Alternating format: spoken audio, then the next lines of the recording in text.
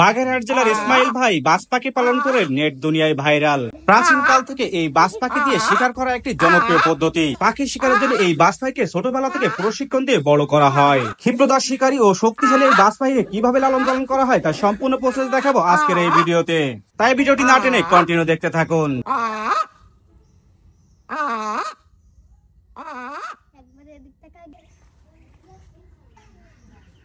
ইসমাইল ভাই, জি ভাই, এই বাজ পাখি আপনি কতদিন পুষতেছেন?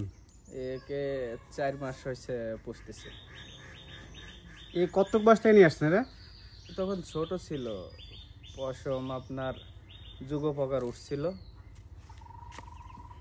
হঠাৎ করে আপনার এই বাজ পাখি পোষার শখ হলো কেন? একে হচ্ছে গাছ থেকে পড়ে গেছে, সেইখান থেকে অনেকে চেষ্টা করছে রে বাসায় উঠে দিতে, তা পারে নাই। তখন আমি দেখা তো চিন্তা করলাম যে তলে ও যখন পারতেছে না কেউ, তলে আমি ওরে নিয়ে পালি, দেখি ও কি টিকবে কি না। তো পালতেছি, তো টিকতেছে, এখনো আছে টিকা। ওকে শিকার করতে পারে? ও এখনো পুরোপুরি শিকার করতে পারে না, তবে শিকারের জন্য ও এখন প্রস্তুতি নিচ্ছে। বয়স আমার কাছে 4 মাস, কিন্তু আর 5 মাস ওভার হয়েছে।